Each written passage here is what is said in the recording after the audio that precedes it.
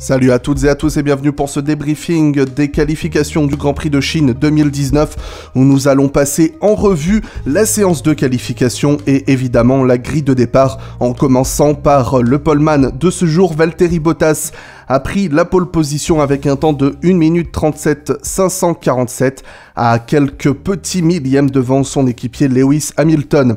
Le pilote finlandais signe ici la 7e pole position de sa carrière et devient donc le poleman de ce 1000e Grand Prix de Formule 1.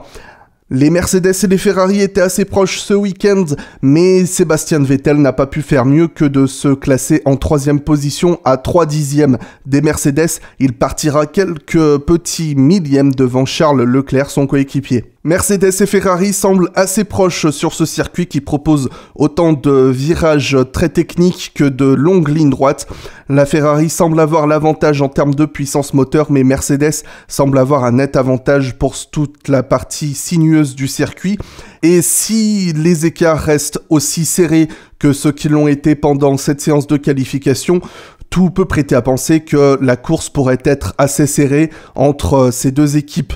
Néanmoins, pendant les longs relais, on a vu en essai libre que Mercedes avait quand même l'avantage vis-à-vis de Ferrari, mais avec la différence de vitesse de pointe plus l'effet du DRS, qui sait, on pourrait avoir une lutte pour la victoire assez intéressante demain matin. Max Verstappen est au centre d'une polémique vis-à-vis d'un événement qui s'est passé en toute fin de session, sur lequel je reviendrai dans quelques petits instants. Il part 5e devant son coéquipier Pierre Gasly, qui signe ici sa première Q3 de l'année, mais qui reste à 9 dixièmes de son équipier. Tout le week-end, Gasly a été à environ 1 seconde de Verstappen, et c'est vraiment très très loin. Le pilote français s'est beaucoup plaint du comportement de l'arrière de son véhicule. Il n'a pas encore réussi à trouver les bons réglages et adapter son pilotage en conséquence. Il part effectivement 6e, mais s'il poursuit sur ce rythme, il devra faire très attention au Renault puisque Daniel Ricciardo et Nico Hülkenberg sont tous deux à moins de 32 millièmes de la Red Bull Honda de Pierre Gasly. Les As de Kevin Magnussen et Romain Grosjean complètent ce top 10, n'ayant pas pu compléter leur tour en Q3, ce qui va me permettre du coup de revenir sur cet incident. La situation était la suivante: lors de leur tour d'entrée en piste pour enregistrer leur chrono rapide, Max Verstappen menait devant Pierre Gasly, les deux Renault, les As et Sébastien Vettel. Cependant, arrivant en toute fin de séance, on a demandé à Vettel de se dépêcher de franchir la ligne. Le pilote allemand a donc pris l'initiative de dépasser les As, les Renault, puis les Red Bull Honda, afin de franchir la ligne à temps pour pouvoir compléter son tour rapide.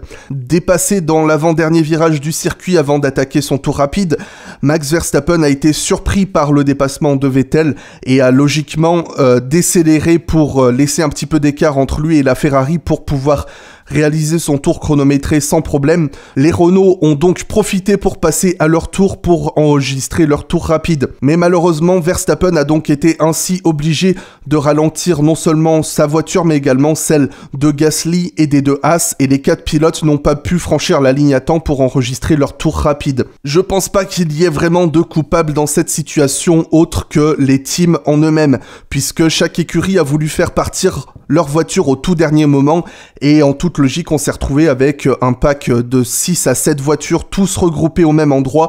Et étant donné que les voitures se gênaient mutuellement et que la fin de séance approchait, eh bien il fallait, comme l'a dit Vettel, que tout le monde accélère, mais apparemment tout le monde n'a pas eu l'information.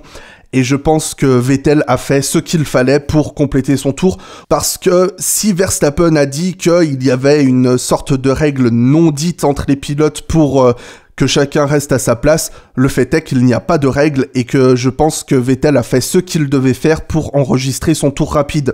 Donc au final, j'en reviens à ce que je disais, je pense que les écuries ont la pleine responsabilité de ce qu'il s'est passé en fin de séance, puisqu'elles auraient dû demander à leurs pilotes d'accélérer pour franchir la ligne à temps. Daniil Kvyat s'élancera de la 11e position, une place rêvée pour le pilote russe étant donné qu'il bénéficiera évidemment du choix de pneumatiques pour le départ de la course. On a vu que les pneus médiums étaient assez rapides sur le tracé et je ne serais pas étonné que demain tout le petit pack qui était bloqué en Q2 parte tous en pneus médium. comme ce sera le cas, je crois, des Mercedes et Ferrari, mais je ne peux pas vous le confirmer, je sais juste qu'ils ont tous tenté de faire un temps en médium en Q2, donc je vous laisserai me corriger si je fais une erreur dans les commentaires, mais je pense que les Mercedes et Ferrari, ainsi que Max Verstappen, partiront en pneus médium. Mais encore une fois, je n'ai pas trouvé confirmation à ce sujet, donc je peux être sujet à erreur. Donc une belle qualif de la part de Daniel Kvyat qui s'élance devant Sergio Pérez. Kimi Räikkönen sera 13e, le pilote finlandais semble avoir connu un petit souci lors de son tour rapide en Q2, un souci sur sa voiture qui ne l'a pas permis d'aller plus vite et de passer la Q3. Les McLaren de Carlos Sainz et Lando Norris complètent les 14e et 15e positions. On peut déjà voir qu'il y a un ordre logique dans la hiérarchie ce week-end. Mercedes, Ferrari et même Red Bull semblent être assez serrés puisque Max Verstappen est à moins de 5 dixièmes de la pole position et on a vu que ce week-end, il était dans le rythme des Ferrari et des Mercedes et avait la capacité de s'intercaler entre ces voitures. Malheureusement, je pense que Pierre Gasly va rester au niveau des Renault et des Haas pour le Grand Prix, puisque s'il ne trouve pas la recette miracle pour se rapprocher du rythme de son équipier, on ne va pas pouvoir compter avec lui pour la course de demain. Les Renault semblent avoir résolu leurs problèmes de fiabilité, mais évidemment, la course c'est demain et on verra ça demain. Les Haas ont été, à mon avis, une bonne surprise puisque elles semblaient en difficulté pendant les essais libres. Et au final, partir en 9e et 10e position semble être une bonne position de départ pour eux, mais qui pourrait se retourner contre eux venu la course en raison de la stratégie pneumatique. Les McLaren, en revanche, comme je le disais, ne semblent pas être dans le rythme ce week-end. Pas de problème particulier signalé du côté des pilotes, c'est simplement que la voiture n'est pas assez rapide pour se rapprocher des autres. Du côté d'Alfa Romeo, Kimi Räikkönen pourrait venir jouer les troubles faits et piquer quelques petits points comme il en a eu l'habitude depuis le début de la saison. Son coéquipier Antonio Giovinazzi partira 19e puisque le pilote italien n'a pas pu tourner en Q1. Il semble qu'il y ait eu un problème d'installation de son moteur dans sa monoplace, mais à l'heure où cette chronique est enregistrée, il n'y a eu aucune nouvelle confirmée. Il me semble que la seconde Toro Rosso d'Alexander Albon partira de la voie des stands. Le pilote thaïlandais a été victime d'un crash en essai libre 3. La voiture était bien trop endommagée pour qu'il puisse concourir en qualification. Malgré le bon rythme affiché par sa Toro Rosso et par le pilote en lui-même tout au long des essais libres, c'est vraiment regrettable qu'il parte d'aussi loin. Pour la 3e fois consécutive, Lance Stroll ne passe pas la barre de la Q1 et s'élancera de la 16e place. On a vu à nouveau à quel point le milieu de peloton était très serré puisque entre lui et son équipier, il y avait 3 dixièmes lors de la Q1.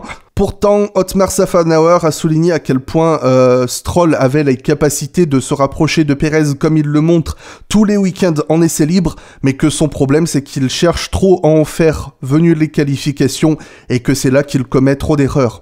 Sans surprise, les Williams de George Russell et Robert Kubica sont bonnes dernières. Russell est à 1 seconde de la Racing Points de Lance Stroll. À nouveau, les deux pilotes Williams n'ont rien pu faire.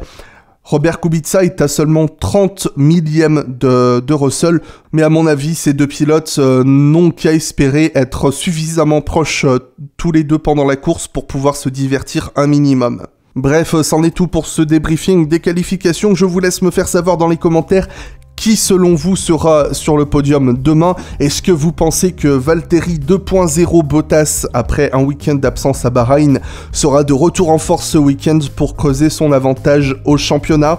Et est-ce que les Ferrari et la Red Bull de Max Verstappen vont réussir à venir enquiquiner les Mercedes? Vous pouvez vous abonner à la chaîne, me retrouver sur Facebook, Instagram et Twitter, les liens sont dans la description.